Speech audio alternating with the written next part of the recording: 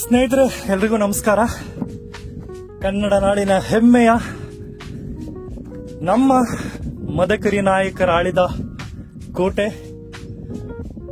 ನಮ್ಮ ವೀರವನಿತೆ ಒನಕೆ ಓಬವ್ವ ಮೆರೆದ ಕೋಟೆ ಚಿತ್ರದುರ್ಗದ ಮತ್ತೊಂದು ವಿಡಿಯೋಗೆ ತಮಗೆ ಸ್ವಾಗತ. ಈಗ ನಾನಿಲ್ಲಿ ಇರೋದು ಒಂದು ಅತ್ಯಂತ ಎಲ್ಲರಿಗೂ ಗೊತ್ತಿರುವಂತಹ ಸ್ಥಳ. ಅದನ್ನು ತೋರಿಸ್ತೀನಿ. ಈ ಕಡೆ ಇದೆ, ಅದು ಯಾವುದು ಅಂತ.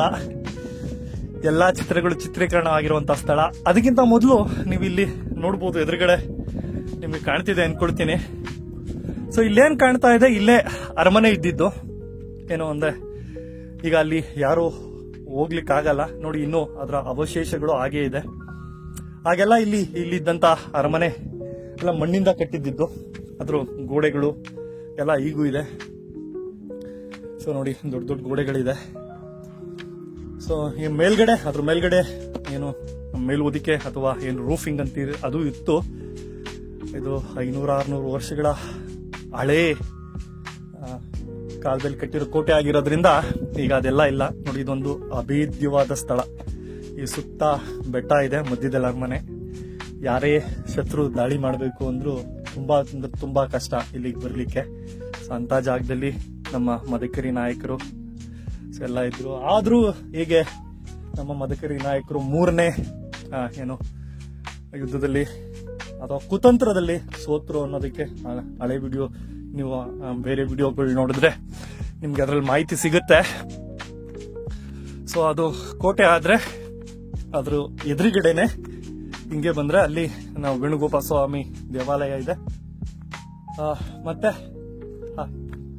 ಅದರಿಂದ ಈ ಕಡೆ ಬಂದ್ರೆ ಸೊ ಏನು ನಮ್ಮ ಕನ್ನಡ ನಾಡಿನ ಹಲವು ಕನ್ನಡ ಚಿತ್ರಗಳು ಏನ್ ಚಿತ್ರೀಕರಣ ಆಗಿದೆ ಇಲ್ಲೇ ಆಗಿರೋದು. ನೀವು ನೆನ್ಪಿದ್ರೆ ನೆನ್ಸ್ಕೊಳ್ಳಿ. ನಮ್ಮ ವಿಷ್ಣುವರ್ಧನ್ ಅವರ ಏನು ನಾಗರಾವು ಇರಬಹುದು, ನಮ್ಮ ಯಶ್ ಅವರ ರಾಮಚಾರಿ ಇರಬಹುದು, ಅದೆಲ್ಲ ಇಲ್ಲೇ ಚಿತ್ರೀಕರಣ ಆಗಿರೋದು. ಸೊ ಆ ಕಡೆ ಕೋಟೆ ಇದೆ, ಅದ್ರ ಎದುರುಗಡೆ ಬಂದ್ರೆ ನಿಮಗೆ ಈ ಜಾಗ ಸಿಗುತ್ತೆ. ಇಲ್ಲೇ ಹಲವು ಕನ್ನಡ ಚಿತ್ರಗಳ ಚಿತ್ರೀಕರಣ ಆಗಿರೋದು. ನಮ್ಮ ಸಾಹಸ ಸಿಂಹ ವಿಷ್ಣುವರ್ಧನ್ ಅವರು, ನಮ್ಮ ಯಶ್, ಇನ್ನೂ ಹಲವು ಕನ್ನಡ ಚಿತ್ರಗಳು ಆಗಿದೆ ಚಿತ್ರೀಕರಣ ಇಲ್ಲಿ. ಈ ಜಾಗ ನಿಮ್ಗೆ ಇಲ್ಲಿಂದ ನೋಡಿದ್ರೆ ಅದೇನಾ ಇದು ಅನ್ಸುತ್ತೆ. ಖಂಡಿತ ಅದೇ, ಇದೇ ಜಾಗದಲ್ಲಿ ಆಗಿರೋದು. ಇಲ್ಲಿಂದ ನಿಂತು ನೋಡಿದ್ರೆ ನಿಮ್ಗೆ ಸಂಪೂರ್ಣವಾದ ಚಿತ್ರದುರ್ಗದ ವಿಹಂಗಮ ನೋಟ ಕಾಣುತ್ತೆ.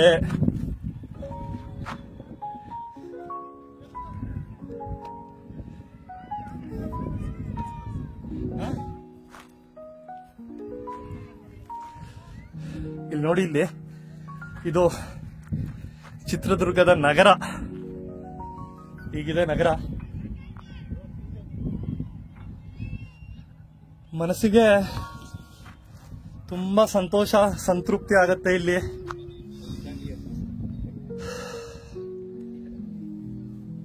ಗಾಳಿ, ತಂಪಾದ ಗಾಳಿ. ಸೊ ನಮ್ಮ ವಿಷ್ಣುವರ್ಧನ್ ಅವರು ಇಲ್ಲೇ ಕೊನೆ ಸೀನು, ವಿಷ್ಣುವರ್ಧನ್ ಅವ್ರ ಕೊನೆ ಸೀನು ಇಲ್ಲೇ ಶೂಟಿಂಗ್ ಆಗಿದ್ದು. ನಮ್ಮ ರಾಮಚಾರಿ ಅವರ ಕೊನೆ ಸೀನು. ಚೆನ್ನಾಗಿದೆ ಇದು ಜಾಗ. ಇಲ್ಲಿ ನೀವು ಅಲ್ಲಿಂದ ಹತ್ತಿ ಬಂದಿರುವಂತಹ ಸುಸ್ತೆಲ್ಲ ಇಲ್ಲಿಗೆ ಬಂದ ತಕ್ಷಣ ನಿರಾಳವಾಗ್ತೀರಾ. ಅಲ್ಲಿ ಏನಿದೆ, ಇದು ನಮ್ಮ ಬಿಚ್ಚುಗತ್ತಿ ಭರಮಣ್ಣ ನಾಯಕರು, ಅವರೇನೋ ರಾಜರಾಗಿರ್ತಾರೆ. ಆಗ ಇಲ್ಲಿರೋ ಏನು ಸ್ವಾಮಿಗಳಿಗೆ ಮಠ ಕಟ್ಕೊಟ್ಟಿರೋದು. ಇದು ಒಂದು ಏನು ಇತ್ತೀಚೆಗೆ ಒಂದು 300-400 ವರ್ಷಗಳ ಹಿಂದೆ ಕಟ್ಟಿರುವಂತಹ ಮಠ ಈಗೂ ಸುಸರ್ಜಿತವಾಗಿದೆ. ನಾವು ಇಲ್ಲಿ ಇಳಿದು ಹೋಗ್ಬೇಕಾದ್ರೆ ನಿಮ್ಗೆ ತೋರಿಸ್ತೀನಿ. ಸೊ ಇದು ನಮ್ಮ ಚಿತ್ರದುರ್ಗದ ನಗರ ಹಾಗೂ ಸಂಪೂರ್ಣವಾದ ಕೋಟೆ. ಈ ಕೋಟೆ ಒಟ್ಟು 7 ಬಾಗಿಲಿದೆ. ಈ ಕೋಟೆಗೆ 7 ಸುತ್ತಿನ ಕೋಟೆ ಅಂತ ಯಾಕೆ ಕರಿತೀವಿ ಅಂದ್ರೆ 7 ಬಾಗಿಲಿದೆ. ಆದ್ರೆ ಈಗ ಇಲ್ಲಿ ಕವರ್ ಮಾಡ್ತೀವ, ಅಲ್ಲಿ ದೊಡ್ಡ ಕಟ್ಟಡ ಏನ್ ಕಾಣ್ತಿದೆ, ಅಲ್ಲಿ ಏನ್ ಬಸ್ ಕಾಣ್ತಾ ಇದೆ ನಿಮ್ಗೆ, ಇಲ್ಲಿಂದ ಕಾಣ್ತಾ ಇರ್ಬೋದು. ಅದು 3ನೇ ಬಾಗಿಲು. ಅದು ಮೊದಲನೇ ಬಾಗಿಲಲ್ಲ, 2 ಬಾಗಿಲು ನಗರದ ಒಳಗಡೆ ಇದೆ. ಸೊ ಅದು 3ನೇ ಬಾಗಿಲ ಆದ್ಮೇಲೆ ಇಲ್ಲಿ ಅಲ್ಲಿ ಒಳಗಡೆ 5 ಬಾಗಿಲುಗಳಿದೆ, ಮೂಲ ಬಾಗಿಲುಗಳು. ಅದ್ರ ಬಗ್ಗೆ ಸೊ ಹಿಂದಿನ ವಿಡಿಯೋಗಳಲ್ಲಿ ಹೇಳಿದ್ದೀನಿ. ಅದು ಬಿಟ್ರೆ ಅಲ್ಲೇನ್ ಕಾಣ್ತಾ ಇದೆ ಆ ದೇವಾಲಯ ಬಂದು ಇಡಂಬೇಶ್ವರ ದೇವಾಲಯ ಅಂತ. ಇಲ್ಲೇನ್ ಪ್ರತೀತಿ ಅಂದ್ರೆ, ನೀವು ಇದು ದ್ವಾಪರ ಯುಗಕ್ಕೆ ಹೋಗ್ಬೇಕು. ಸೊ ಶ್ರೀಕೃಷ್ಣ ಅವ್ರ ಕಾಲದಲ್ಲಿ ನಮ್ಮ ಭೀಮಸೇನ ಏನಿರ್ತಾರೆ ಅವರು ಇಡಂಬಿ ಅನ್ನೋರ್ನ ಮದುವೆ ಆಗಿರ್ತಾರಲ್ಲ, ಅವರ ಅಣ್ಣ ಇಡಂಬೇಶ್ವರ. ಭೀಮಸೇನಗೆ ಇಡಂಬಿ ಅವ್ರ ಮೇಲೆ ಪ್ರೀತಿ ಆಗುತ್ತೆ.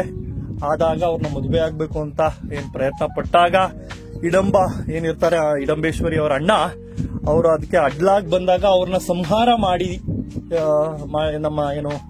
ಇವರು ಸಂಹಾರ ಮಾಡಿದಾಗ ಅವ್ರಿಗೆ ಮನಸ್ಸಿಗೆ ತುಂಬಾ ದುಃಖ ಆಗಿ ಇಲ್ಲಿ ಒಂದು ಶಿವಲಿಂಗ ಪ್ರತಿಷ್ಠಾಪನೆ ಮಾಡ್ತಾರೆ ಅಂತ ಹೇಳಿ ಅಲ್ಲಿ ಕಾಣ್ತಿದ್ಯಲ್ಲ, ಅದೇ ಅಲ್ಲಿ ಶಿವಲಿಂಗ ಪ್ರತಿಷ್ಠಾಪನೆ ಮಾಡಿದ್ದಾರೆ. ಅದಕ್ಕೆ ಅದಾದ್ಮೇಲೆ ಅದ್ರ ಮುಂದ್ಗಡೆ ಏನ್ ಕಟ್ಟಿದ್ದಾರೆ ದೇವಾಲಯ, ಅದು ಹೊಯ್ಸಳ ಕಾಲದಲ್ಲಿ ಕಟ್ಟಿದ್ದು.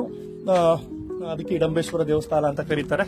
ಸೊ ಅಲ್ಲಿ ಕಾಣ್ತಾ ಇರೋದು ಕಚೇರಿ ಅಥವಾ ಟಂಕಸಾಲೆ ಅಂದ್ರೆ ಈಗೇನು ನಾವು ದುಡ್ಡು, ಕಾಸು, ಹಣ ಅಂತ ಕರಿತೀರ, ಅಲ್ಲಿ ನಾಣ್ಯಗಳನ್ನ ಮುದ್ರಿಸಿ ಅಲ್ಲಿ ಇಡ್ತಾ ಇದ್ರು. ಅಲ್ಲಿ ಕಚೇರಿಗಳು ಇತ್ತು. ಅಂದ್ರೆ ಈಗ ಕಂದಾಯ ಇಲಾಖೆ ಏನಿದೆ ಹಾಗೆ ಆ ಇಲಾಖೆಗಳೆಲ್ಲ ಅಲ್ಲಿದ್ದು, ಆಡಳಿತ ಕಚೇರಿ ಇದ್ದಿದ್ದು ಅಲ್ಲಿ. ಇದು ಮಠ, ಅದು ನಮ್ಮ ಏಕನಾಥೇಶ್ವರಿ ದೇವಾಲಯ, ಅದು ಮುಖ್ಯ ದ್ವಾರ. ಅಲ್ಲಿಂದ ಸೊ ಒಳಗಡೆ ಬರುತ್ತೆ, ಅದು ಮೇನ್ ಎಂಟ್ರೆನ್ಸ್. ಸೊ ಇನ್ನು ಹಲವು ಮುಂದಿನ ವಿಡಿಯೋಗಳಲ್ಲಿ ನಿಮಗೆ ಮಿಕ್ಕ ಮಾಹಿತಿಯನ್ನು ತಿಳಿಸ್ಕೊಡ್ತೀನಿ. ಸೊ ಅಲ್ಲಿವರೆಗೂ ಎಲ್ರಿಗೂ ನಮಸ್ಕಾರ.